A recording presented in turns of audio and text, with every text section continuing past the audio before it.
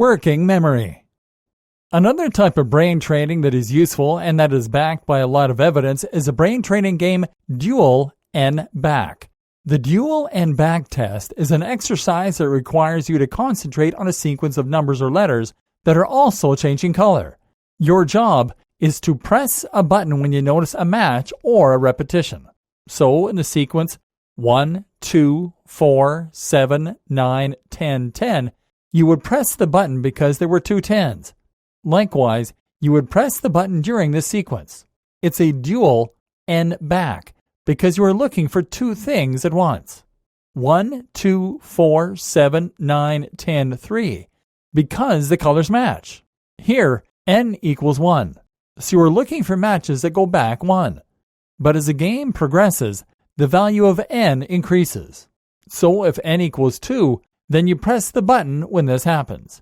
1, 2, 4, 1, 7, 9, 10, 4, 3.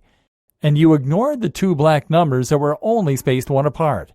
This is hard work, and it is effective because it requires you to hold information in your mind and then compare it with new information, tasking the working memory.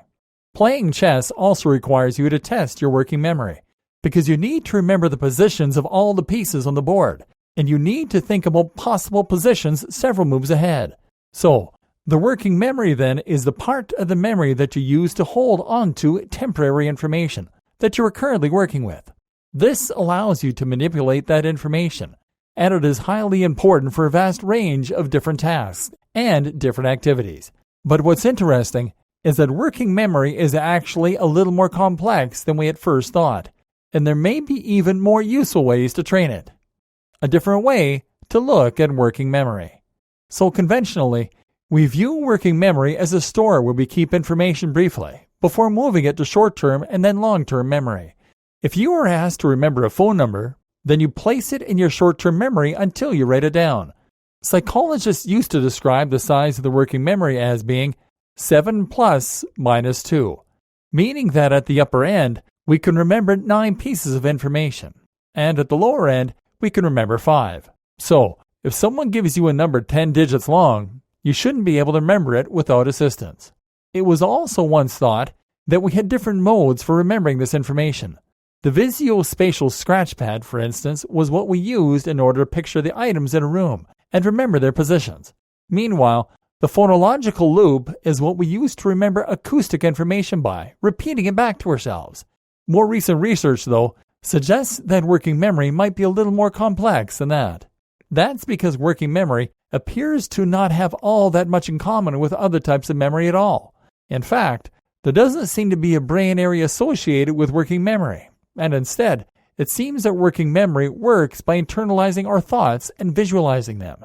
In other words, when you are trying to hang on to 7 numbers, you're not actually remembering them at all, but instead, you're visualizing them with your mind's eye. Brain scans show that if you imagine something happening, you actually light up the same brain regions as though you were really doing that thing.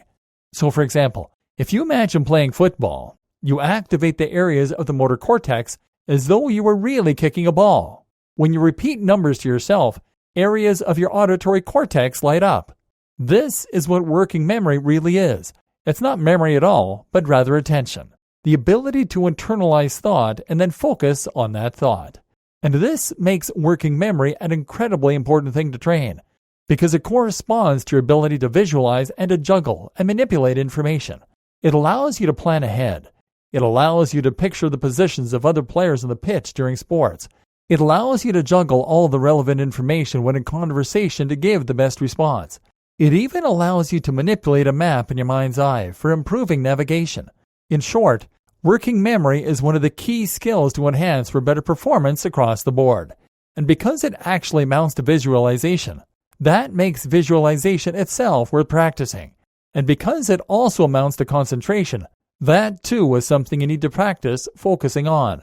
This is your ability to focus on your internal constructs, which in turn gives you the ability to manipulate and manage information in your mind. Meditation.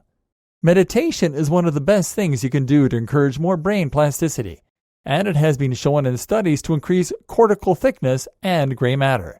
Moreover, It has also been shown to be one of the most effective tools for strengthening your working memory. The reason for this is that meditation essentially boils down to nothing more than applied concentration and focus. While many of us think that meditation has some kind of esoteric subtext, the reality is that it is actually very simple and very practical. Meditation is simply the conscious decision to empty your mind, or to focus on just one stimulus, such as a mantra or such as a visualization. In doing this, you actually quiet all your other brain areas, and they can begin to shut down. This has the benefit of slowing brain waves, meaning that there is overall less activity across the brain, and it means that you can overcome stress and trigger the rest and digest state. At the same time, though, it also means you become better at choosing what you want to focus on. Not only does this boost your mental focus and your ability to concentrate, but it also means that you gain greater working memory. Starting meditation is difficult for many people, but if you're struggling, try committing to just 3 hours a week to begin with.